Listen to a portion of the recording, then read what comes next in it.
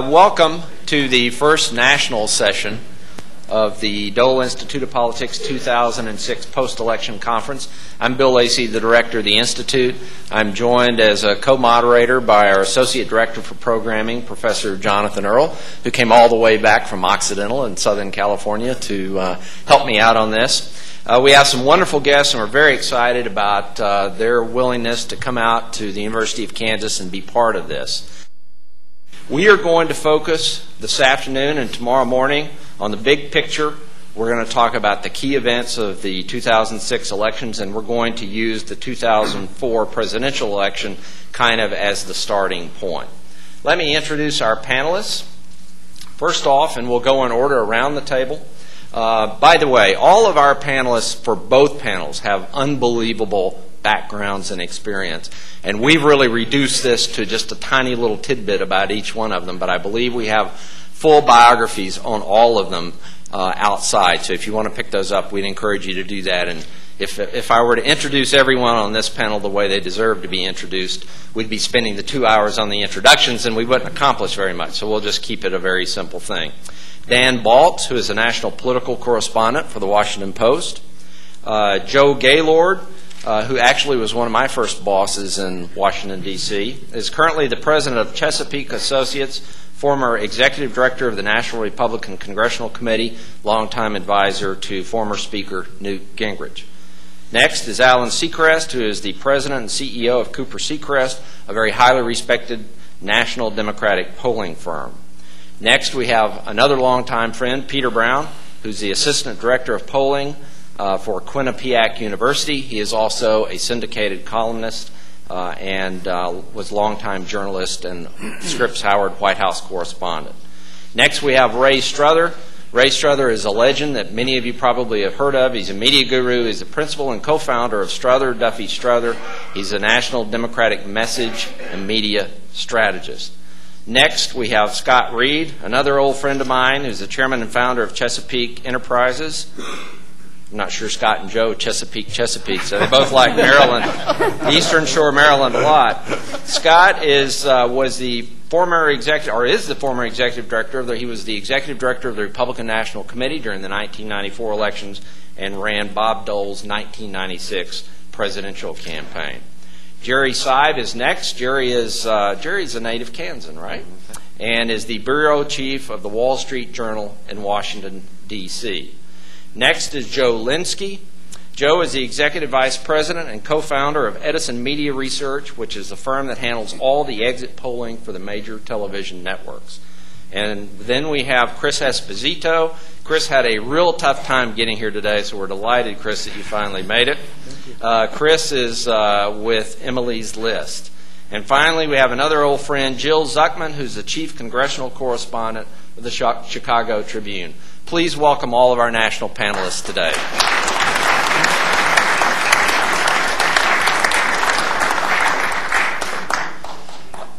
Our first question today will begin with Dan Baltz of the Washington Post. And the question really is, did the White House misread the 2004 election results, turning it into a mandate rather than a narrow win? And was there a point in time for the president and for the administration when the wheels came off? Was it after the election when they proposed Social Security reform and it united the Democrats? Or was it in the fall when Katrina hit and a whole series of failures piled up along with Iraq? Or was it another point, Dan? Bill, I think it's the nature of any winning campaign, particularly one that's won a second term in the White House, to misinterpret whatever the meaning of the election was. And, I mean, Joe and his folks probably misread the meaning of 1994. The Democrats have misread some of their victories. In this case, they tried to make more out of a very narrow victory than was really there. I think the wheels began to come off almost immediately after the election. And I think in particular you can trace it to a coincidence of two events. If you think back to the President's inaugural address in 2005, in which he laid out this very expansive view of the Bush foreign policy, ending tyranny on our planet, spreading democracy around the globe. I think that they felt at that point that Iraq was in relatively good shape. Not that they had solved the problem, but that they did not have to worry about it in the way that they had worried about it through the campaign. Two of our reporters did an interview with the president shortly before the inaugural, and one of them said to him, why has there been no accountability in your administration for the mistakes that have taken place in Iraq? And his response was, we had an accountability moment, and it was the election. Senator Kerry and I debated and discussed our competing visions for what should happen in terms of Iraq policy, and I won. And what happened was, the morning after the State of the Union address, the president turned his attention immediately to Social Security. And I think two things happened as a result of that. One was he and his party were unprepared for the Social Security debate. I think if there is a blind spot in the White House on domestic policy, it is in the nature of their understanding of the dangers of Social Security. The President and Karl Rove, I think, have always underestimated the problems of that. Most other Republicans have not. They turned their attention away from Iraq thinking that they had won that argument, and they turned their attention to Social Security. And what happened over the subsequent 6 months, I think, is two things. One is the more he talked about Social Security, the less popular it became, and the more likely it was that Republicans were going to walk away from even taking a vote on it. So that on his primary domestic policy initiative, he was stymied from the beginning. But given the nature of the White House, they were determined to stick with that, and they stayed with it, and they stayed with it, and they stayed with it. And by June of 2005, they suddenly woke up and realized we have a terrible problem with Iraq, which is that public opinion is now moving decisively against us on Iraq. And so his domestic policy was at a stalemate and heading south, and his signature legacy issue, Iraq, was in deep trouble. I don't think they ever recovered from that. I think what happened subsequently is that Katrina, in a sense, deepened all of the problems that the Bush White House had. And if you look at the polling that took place in November of 2005, you can almost chart out from that point the problems which showed up in November of 2006. Bill, if I could just jump in. I sometimes have a question about this White House, and that is whether, in 2000, they acted like they had a mandate when, we all know that he barely eked out that victory. And in 2004, he said, I've got all this political capital.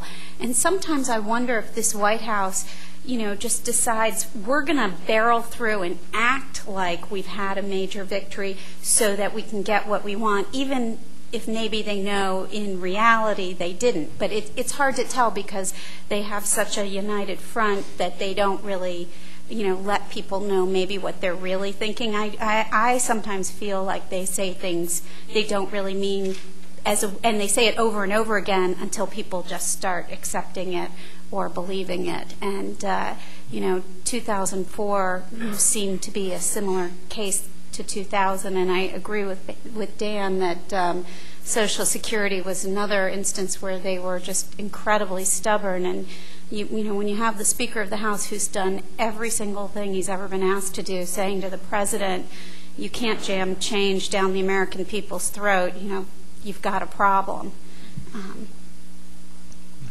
We have pollsters here. Did the polls actually show this this phenomenon that Dan Bowles was talking about happening as 2005 wore on? No. One of the things about 2006 that I think is important, and maybe skipping ahead, but it gets to this, is I think this was about competence, not about ideology. And you could see it in the polls. And that as time went on, as Dan mentioned, there was one problem after another after another. And they were, you could see them as ideological, but I believe there was a question of competence. And that people looked at the Bush White House and saw the gang that couldn't shoot straight. That, Katrina was not something they could have planned for, but they sure could have acted better. They could have been more competent. And obviously you didn't have to defend Michael Brown again and again until you finally fired him. I mean, it was a succession of events that showed incompetence.